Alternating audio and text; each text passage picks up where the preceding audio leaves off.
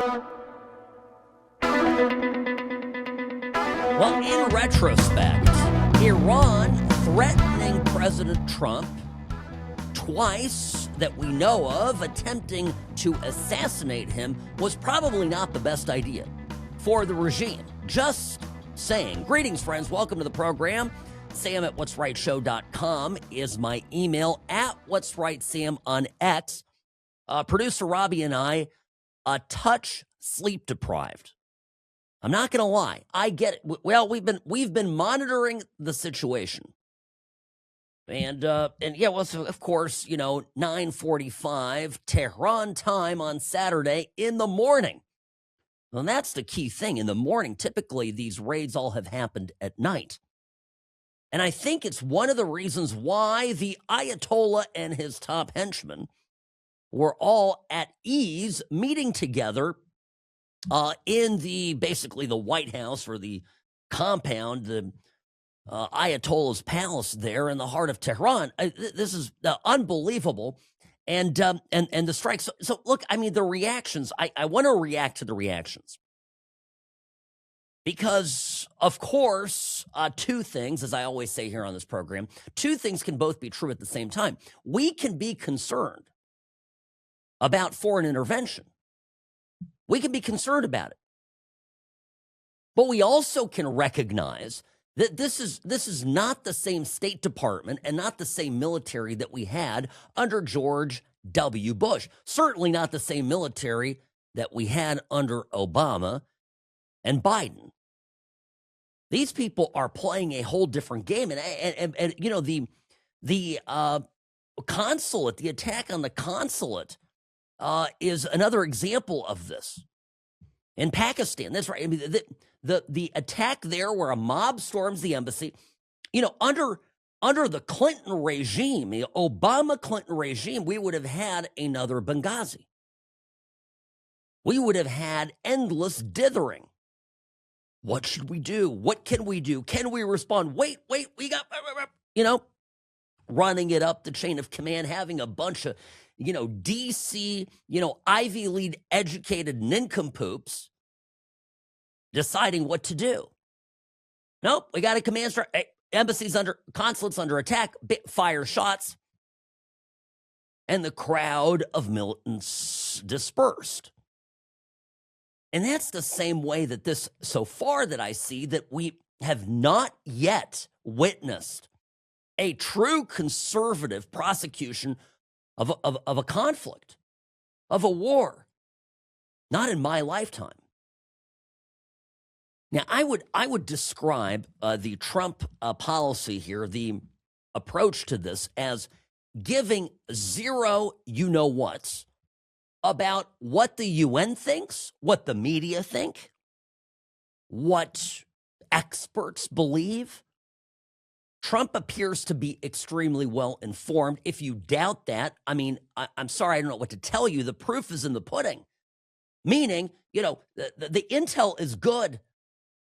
If they're able to pinpoint the exact time, and as I understand it, relatively unprecedented, that this large number of top leadership of the Iranian regime meeting all in one place, including the head guy himself. They have a lot of information and are handling it accordingly. Now, one of the things that bothers me here, and there's been a lot of, it's not even a lot of people on our side of the aisle that are railing against this without seeing any of the shades of gray. There are people out there on our side, smart people, who pretend that the Islamic Republic wasn't seeking nukes relentlessly. They downplayed constantly the, I think, existential global risks of having a nuclear-armed Islamic Republic. There's people out there who think that these spiritual leaders, these holy men of Iran, could be bought off. They could be bargained with. They could be dealt with, that they're rational thinkers, that they were trustworthy in negotiations. These are the same people that think that we just needed to give them another chance. I don't know. This is John Kerry level thinking.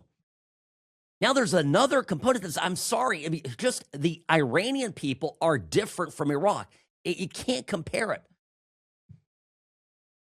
And there's no sign here, by the way, that there is an intent to prosecute a ground war. I don't know if you saw this, and the reports are, kind of coming back and forth, so it's not entirely clear. But when the Ayatollah was confirmed killed, then they appointed a new guy. They put a new guy in, and that guy got killed. All Trump has to do, all Marco Rubio has to do, is signal to Iranian leadership that we will keep killing you until you pick somebody that's going to talk to us. In Venezuela, the extraction of Nicolas Maduro was all it took. Maduro's number two became president, acting president, and quickly signaled to Washington that she would play ball. We're going to get there. That's what I believe. I could be wrong, but I'm willing to give all of this a chance, is my point. Now, the other part that rankles me to no end is the MAGA people saying, this is not what I voted for. Wait, where the hell were you? These are the same bozos that are watching Tom Homan pick up, hundreds of thousands of criminal illegal aliens and are going, this is not what I voted for. This is terrible. Well, what were you voting for? Because I, as the host of this program, as your fearless leader here Monday through Friday on the What's Right Media Network, I was paying attention.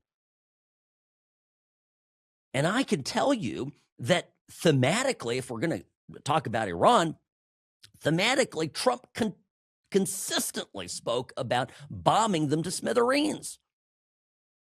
Now, if you saw this, the White House published back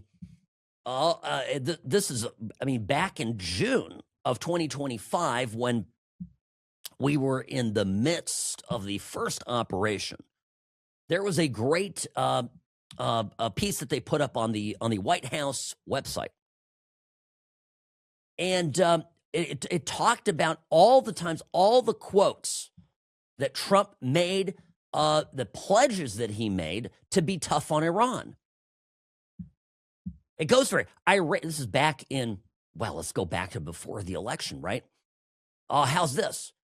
10/28/24. And all I wanted was Iran can't have a nuclear weapon. That's all I wanted. Very simple. You can't have a nuclear weapon. 10/7/24. No, they can't have nukes. No, they can't have nukes. He's repeated this over and over again. No, they didn't have a bomb. Again, I don't know what to tell Tucker Carlson and that Carlson faction of a conservative movement. These people are nuts. Well, they say they didn't have a bomb. If they had a nuclear bomb, it would be using it. We'd all be, living in a nuclear holocaust. I get that they didn't have current tense, a bomb. But if you think they weren't working toward it, if you think those facilities, those nuclear facilities buried deep in the mountains of Iran under virtually impenetrable concrete, steel, and other fortifying materials, if you think that was all a peaceful nuclear program for energy, you're nuts. I don't know what to tell you. So this is, Trump has been consistent about it. I think Trump is actually, politically speaking, the most consistent president of my lifetime in terms of what he promised on the campaign trail. He's delivering. Incidentally, this is why I'm convinced. I'm convinced that at this point, Congress has behaved so poorly, and we'll get into that in a minute because all the carnival barkers in Congress have come out on this. But Congress is behaving so poorly that if there were a presidential election coming up in November, Trump would win it and the Republicans would lose. I think that's very possible. And I say that because if you promise a set of things in your campaign. You get elected by, an overwhelming majority of people, and then you fulfill for 2 years your campaign promises. I mean, you're looking pretty good, sort of by definition. Anyway, so this just that part of it just irks me. So here's what we know. All right, this was a joint op with Israel. It had clear stated objectives. Okay, Operation Epic Fury. Prevent Iran from acquiring nuclear weapons. So there's a counter-proliferation focus, targeting nuclear-related sites, and destroying their ballistic missile arsenal. Now, the other part of this was to destabilize the regime's security apparatus and to decapitate the government. This was a decapitation strike, and Trump, in his announcement on Saturday from Mar-a-Lago, immediately says just that. He said, listen, the Iranian people, we are with you. We support you. We're here. We are here. It's your turn. You take care of it. He doesn't say, troops are coming. We're sending in the army. We're gonna invade the country. No. Hey, I just killed the big guy. Hey, the rest is on you. Go, do it. Go. We're here, but from a distance. We're just spanking some people. You go and finish the job. That was the message of it. Okay? Now, 40 plus senior officials from the Islamic Republic of Iran have been eliminated, including the Ayatollah Ali Khamenei. So the commander of the IRGC, that's the Islamic Revolutionary Guard, sort of their elite special forces military operation, key military leader Mohammed Pakpour, taken out. Senior Iranian military commanders taken out. Defensive people. I mean, this was literally the brain trust of the Iranian military. Big stuff, okay? Now, Iran responded. They've responded with a bunch of rockets, and sort of my high-level take on this is, Robbie, I don't know what you think, but I think that there are a lot of people out there who thought Iran could do a lot more. They constantly told us, be careful, be careful. And, when last summer's attacks were launched on Natanz and the other nuclear facilities, and Iran responded by the barrage of ballistic missiles that rained on Israel, remember this? And there was a lot of talk about, well, Israel's running out of interception missiles. And it's just, this is a war of attrition, and sooner or later, and you know what? Some of the missiles ended up landing on Tel Aviv and other parts of Israel, and there were casualties, right? I mean, I'm not going to minimize that. But a lot of the doomsdayers here, a lot of the people that say this can't work, this isn't going to work, it's going to blow up, and literally blow up in Trump's face, keep overestimating the Iranians' capability to wage warfare. And the two observations here are, one, because of the decapitation strike, it seems to me at least that there is no cohesive command control structure in place right now to direct cohesive military strategy. Because the 1,000+ missiles that they've launched, it sort of launched them indiscriminately. And when I was, waking up to this news, one of the things that struck me, and I'll just share this because it was my raw reaction, because I woke up to the news of the retaliation strikes, and I opened up a thing, basically a letter and position by the foreign ministry of Saudi Arabia. Now, it's very tightly controlled in Saudi Arabia, right? The royal family firmly in charge. It's an autocracy. So this is de facto a position, an official position of the crown prince and the royal family. And it started with, we condemn. And I thought, oh, boy, here we go. Here we go. In my head, I said, this is going to be a condemnation of America, a pro forma condemnation. They have to do it. And I thought, well, this is kind of, the Saudis are being cheap again. And I keep reading. And it was a condemnation, strongest terms of the Iranian attack on Arab states, including the Saudis, right? Because these missiles were launched not only at Israel, but on Jordan, on Kuwait, on Oman, on Bahrain, on Qatar, on the UAE, right? You saw the drones.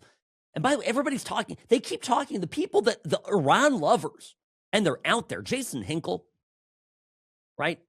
Yeah, the Biden influencer. He was literally tweeting out support and love for the freshly deceased Ayatollah Khamenei. This is the state of the Democratic Party today. They're basically if the guy opposes Trump, they're going to love it.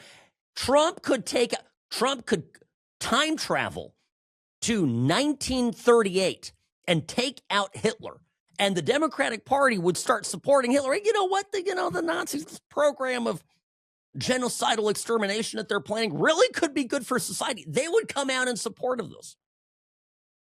It's just mind-blowing. Anyway, so something turned, and you could see there is a resolve in the Arab world to support the U.S., and you can also see that Iran has no military strategy. Imagine going out in your sort of your last minutes of and attacking everybody and pissing off countries that normally, typically are very happy to condemn us, to condemn Israel. And as my initial misguided reaction to what I was reading, so jumping in my head about what it would be about, suggested, right, their normal position that the Saudis take and the Emirates take, and everybody was like, oh, Israel's bad. And behind the scenes, they're like, yeah, go get Iran, go get Iran. And all of a sudden now they're openly like, Iran, F you and F, and we are on the side of America and Israel. And if you don't understand how historic that is, we must listen to my voice here. That is absolutely epic. It's unbelievable. And it's Trump's doing.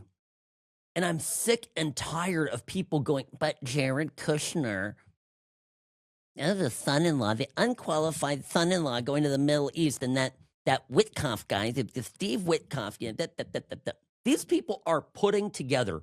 They started in Trump's first term and are continuing the process now, and have built an unprecedented coalition to put Iran in a box.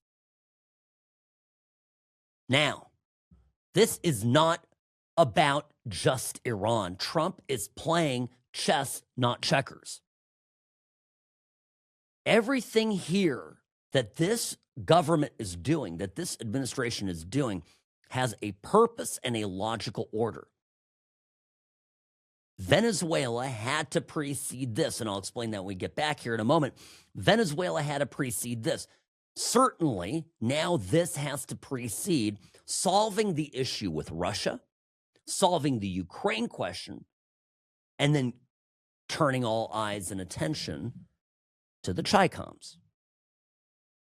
These are the critical dots that have to be connected. You have to understand this.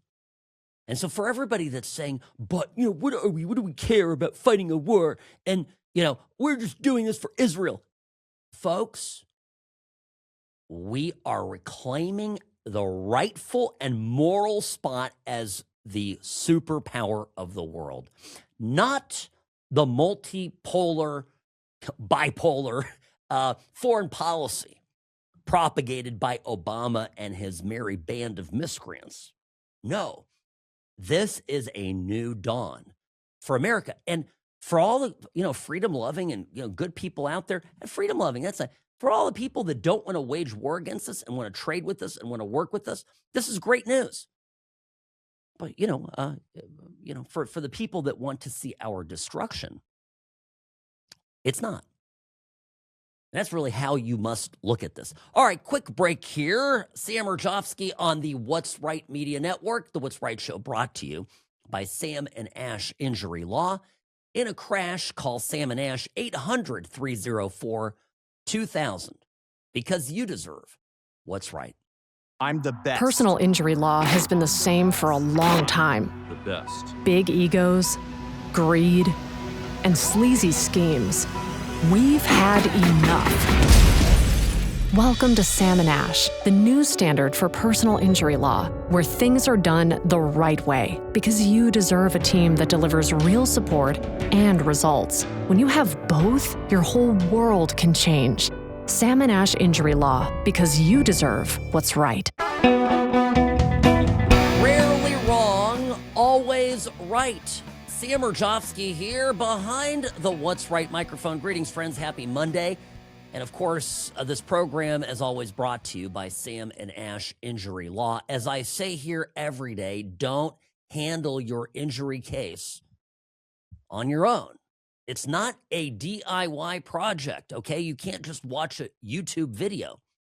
In fact, and this is the new best thing, people are going, to AI programs and they're saying, write me a letter to the insurance company. They think it's a magic letter that's going to get the job done. Oh, there's some magic words. If only I write those magic words, the insurance company is going to come and pay me what I deserve. This is like the Iran story, right? How do you get the attention of the Ayatollah and his merry band of mullahs? Okay?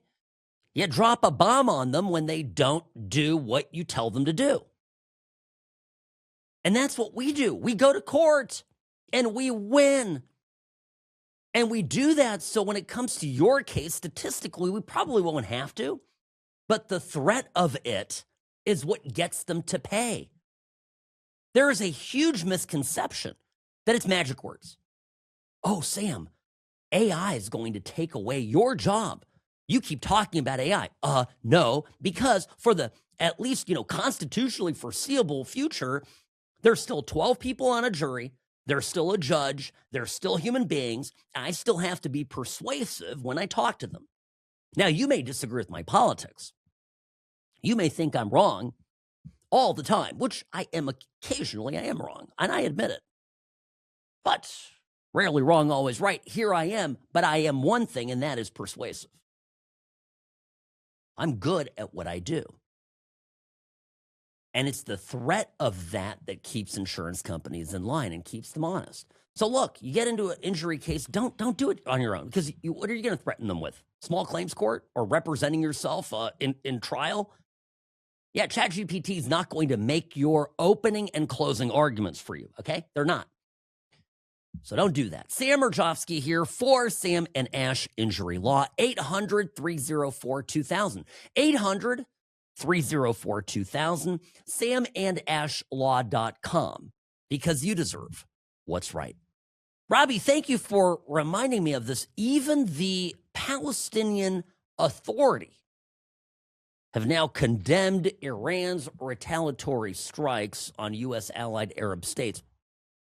Let me, can I tell you where some of these, sort of indiscriminate bombings, missiles flying to Qatar and Dubai and Cyprus even, and into Iraq? Iraq is now a Shia country. They're an allied, spiritually speaking, religiously speaking country with Iran. Do you know? Do you know what's going on? This is the Iranian foreign minister. This is one of the few people that's still walking and talking over there in Iran, and he's basically calling around all the people that they try to blow up, saying, I'm so sorry. I didn't mean to do this. We kind of have a little command and control problem here. Well, there might be a risk. I have been in touch with all of them, as I said, especially with Qatar and Oman foreign ministers. I explained for them what happened in Oman was not our choice. We have already told our, armed forces to be careful about the targets that they choose. As a matter of fact, our, military units are now, in fact, independent and somehow isolated, and they are acting based on instructions, general instructions given to them in advance. Well, you know, our armed forces are, in fact, independent. That's a new world. That's a new word or new phrase, new way of saying. Our military is cut off from leadership and there's nobody's in charge. This is so good. This is not going to end well for the Iranian Islamic Republic. It's not. Now, let's get to the broader strategy of this all, because this is, you know, what you've got to understand. You know, Iran has been historically, up and through now, the chief purveyor of instability in the Middle East. Now, I have to say this to Marjorie Taylor Greene and to Tucker Carlson and to Buckley Carlson and all these other retards, okay? Listen, you guys want to, quote unquote, leave the Middle East. We're just going to leave the Middle East, making America great again first, you know, whatever. By the way, that was never Trump's position. I'll say that again and again and again. Trump consistently on the campaign trail talked about bombing Iran to smithereens.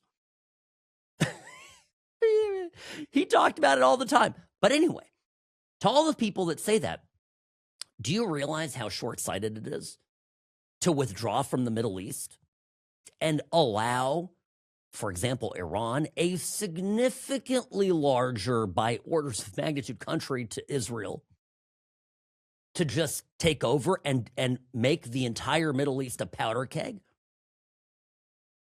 It is going to affect us, right? It will. And the other thing is that there has been, in the era of Obama, Trump tried to clean it up a little bit in his first 4 years in office. Of course, he had some other, some headwinds he had to deal with. And then it continued under Biden in an accelerated fashion, in an unholy alliance, an axis of, well, we can say evil. We can bring back a little Bushism here, between China. Again, China wants world domination. And they want to put America in a box. And the way that they did this is to develop relationships with Iran, with Venezuela, with Russia. And the reason the Ukraine war, well, there's a lot of reasons why the Ukraine war is so tragic. But from a geopolitical sense, the Ukraine war, giant miscalculation by Putin. If he could take it all back today, he would. But he can't, and now he's in an intractable position. But the implications of it is, when Putin rightly was condemned by the Western world for what he did, it drove him further into the arms of the Chinese. The Chinese took advantage of it. The Chinese don't care what Putin does vis-a-vis his neighboring country. They could care less. They want to put together an alliance that rivals American hegemony, and that's it. So why Venezuela first? People ask this, and I'm going to answer a quick thing here. Why have people said historically you can't really attack Iran, because what they're going to do is basically close the shipping lanes out of the Strait of Hormuz, right? Prevent the flow of crude oil around the globe. And America cut off from oil, from gas. Big problem. Global problem, right? But what did we get? What was the first sort of objective after Maduro was snatched, taken out of the country? We're dealing with the new government. All of a sudden we go, hey, we want the gas. We want the oil. Give us the gas. We're good. We don't care. We don't, communist, whatever you call yourselves. I don't care. You're gonna have a free and fair election. You're not gonna do any of that Maduro stuff. And also, by the way, your state-run company. It's ours now, basically. And I'm just telling you, we literally don't care. In the Western Hemisphere, we have plenty of fuel. Iran can close everything. They can start, gosh forbid, bombing oil wells, in Kuwait and in Saudi Arabia. It'll be a problem for those countries. It might be a problem for Europe. It's not going to be a problem for us. So Venezuela had to come first. Plus, it was the easiest to pick off, and it was part of this group. It was part of this, China faction. China was expanding over there. You know the story. Now the next easy one to pick off, and the chief destabilizing agent in the Middle East, Iran. Now, have you noticed? Okay, what happened when Trump went into Venezuela? The Chinese, who had just pledged, along with the Russians, to, ensure the security of the Venezuelan Republic. I mean, they had security pledges.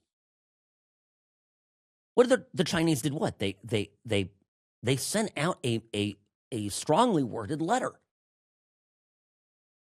A fart in a stiff wind, completely meaningless, toothless. And Iran started getting very nervous. And I told you at the time, this is designed to make the Ayatollah in Iran go, oh, maybe I can't trust the Chinese. But at least Venezuela also had Russia. Well, Russia didn't do anything either. So Venezuela dropped. Now this, over the weekend, what have we heard from the Chi-Coms? What have we heard from Putin? Mean tweets. Basically, press releases, okay? Nothing. Do you know how enormously destabilizing this is? The media here endlessly, oh, Trump doesn't support his allies. Trump doesn't support his allies. And then, by the way, but the same people want us to turn on our oldest ally in the Middle East, Israel, right? Side note. And they're not paying attention to the real disintegration of allied relationships that were allied against the interests of the United States that are literally coming apart before our very eyes. We are living in the most historic time right now, folks. I can't overemphasize this. And it's beautiful to behold. Marco Rubio gave spoke to Maria Bartiromo on Fox on Saturday over the weekend, and he said this on Iran.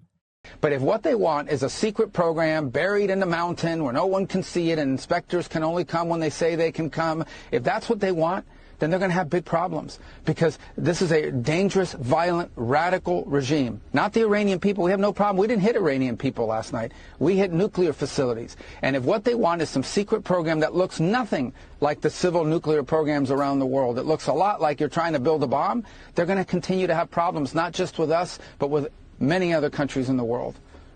Problems like what? What do you mean? Like the problems they're facing right now. Listen, why do we have bases in Saudi Arabia and Kuwait and Qatar and UAE? All of those bases are there to help protect those countries from Iran. Why did Hezbollah exist? Because of Iran. What does Hamas exist? Because of Iran. How do the Houthis exist? Because of Iran. Who built the IEDs that maimed and killed American soldiers in Iraq? Iran. They're behind every problem in this region. They are the sole source of instability in the entire Middle East, and the world's been paying a price for this for 40-something years. Imagine those people having a nuclear weapon, just one nuclear weapon, or even the capability to being on the threshold of having a nuclear weapon. That's what the world was facing. That is unacceptable. President Trump did the world a favor last night, and now Iran should sort of wake up, the Iranian regime should wake up and say, okay, if we really want nuclear energy in our country, there's a way to do it. That offer's still there. We're prepared to talk to them tomorrow and start working on that. Steve Witkoff has traveled extensively around the world trying to reach that deal with them, but they play too many games. They play way too many games, and now they found out.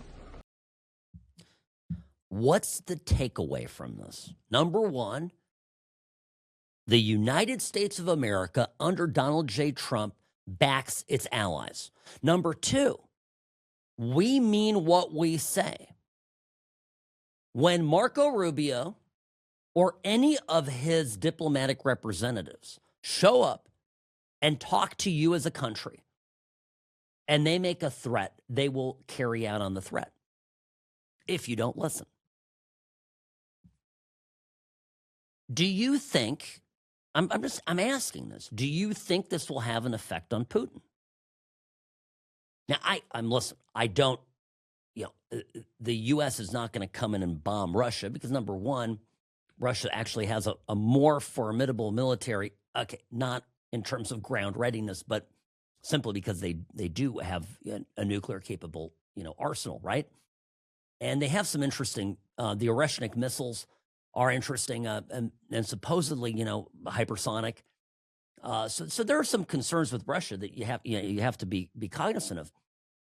But also, Trump isn't Kamala Harris. They don't throw out threats that don't mean anything.